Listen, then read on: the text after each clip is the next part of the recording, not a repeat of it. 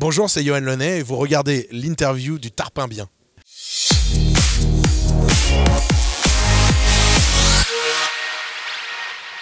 Bonjour Yoann, ça va? Oui, ça va très bien. Alors on va attaquer directement avec le vif du sujet, évidemment, The Voice, ça te dérange pas? Oh non, ça va. Comment est-ce que tu as vécu un petit peu cette période The Voice? Moi j'ai vécu ça vraiment merveilleusement bien parce que j'ai eu l'occasion de me défendre sur des titres que j'ai adorés, chacun que j'ai choisi. J'ai eu la chance de rencontrer ce qu'on appelle le grand public au travers de cette émission et qui a été une aventure exceptionnelle. Les gens ont vraiment énormément réagi au moment de ton départ. C'est gratifiant aussi de se dire, bon voilà, je ne suis pas là jusqu'au bout, mais les gens m'aiment. Oui, il y a quelque chose qui est fort là-dedans. Alors après, moi, c'est pas toujours évident parce que moi, je l'ai très bien pris, mon départ. Moi, je pars du principe que c'était un jeu et dans un jeu, il faut accepter de gagner. Il faut être prêt à gagner, mais il faut aussi accepter de perdre. Brel avait dit, il faut toujours réussir son entrée et sa sortie. Et moi, j'avais vraiment cet objectif quand je rentrais dans cette émission. C'était de dire, ok, il faut que je rentre fort, mais il ne faut jamais que je donne l'occasion de sortir en ayant raté une chanson ou quoi. Ce qui n'a pas été le cas, ce qui fait que là, après ça, la victoire, moi, ça m'était égal. Mes objectifs étaient remplis. Et la preuve, aujourd'hui, j'ai la chance de repartir sur la tournée The Voice avec tous les nouveaux talents de la saison 6. Donc, c'est signe que je n'avais pas laissé un mauvais souvenir. Donc tu étais dans l'équipe des Zazie? Oui. C'est toi qui l'as sélectionné?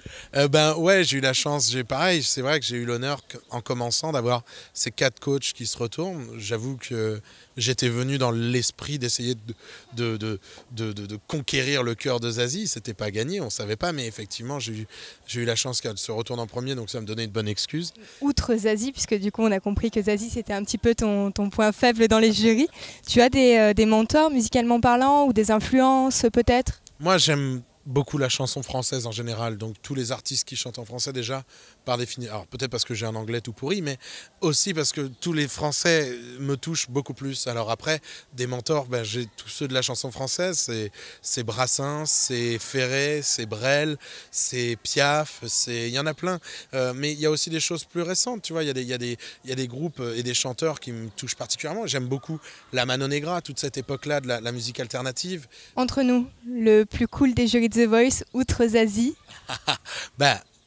Si je devais pas mettre Zazie en première, Florent, il est drôle. Florent, il est là, il est toujours content, il est là à la recherche de la plus belle voix, le truc qu'il touche. Tu le sens, et puis c'est le patron, il est là, tu vois. Je sais pas si tu vois, mais tu sais, t'as les autres, ils appuient comme ça avec leurs pieds. Lui, c'est vraiment clonk, ça part là. Tu sais, t'as l'impression que c'est motorisé. Lui, je l'aime vraiment beaucoup. Et puis c'est un très bon chanteur, et puis c'est un bel artiste. Puis c'est quelqu'un d'extrêmement libre. Moi, c'est ce que j'aime aussi chez lui. Aujourd'hui, niveau projet personnel, projet professionnel aussi, où est-ce que tu en es? Alors, projet personnel, il faudrait que j'aille faire des courses en rentrant chez moi, mais... Bonne initiative. Non, projet, dans les projets, ouais, moi j'ai mon groupe Charivari ça fait déjà 10 ans que ça existe, on est en autoproduction, donc voilà, on est dans l'écriture d'un prochain album et on espère le porter le plus haut possible et le plus loin possible.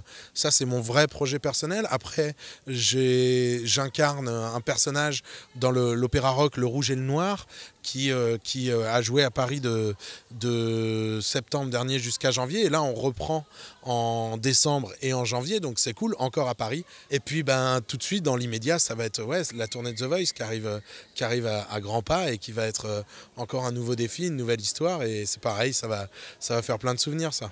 Alors, est-ce que tu peux me parler justement un petit peu de la tournée de The Voice et notamment à Marseille, puisque c'est ce qui nous intéresse ici?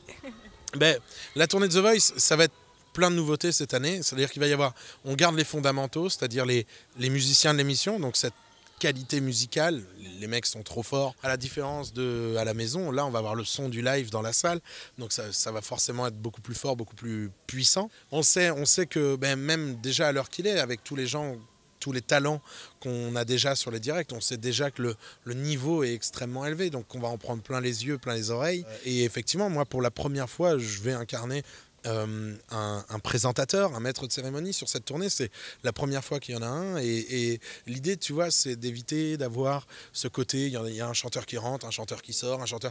Là, on va essayer de huiler un petit peu plus ça, que ce soit plus fluide. Et il paraît qu'en plus à Marseille, et vraiment, c'est pas je mens pas, j'avais eu l'occasion d'avoir des retours de mes amis qui avaient fait la tournée mon année. Ils m'avaient dit Marseille, c'était la date la plus folle, le public est fou là-bas. Donc je t'avoue que ouais, ça fait partie des dates que moi j'attends avec impatience. Donc tu es en train de dire que les Marseillais sont formidables?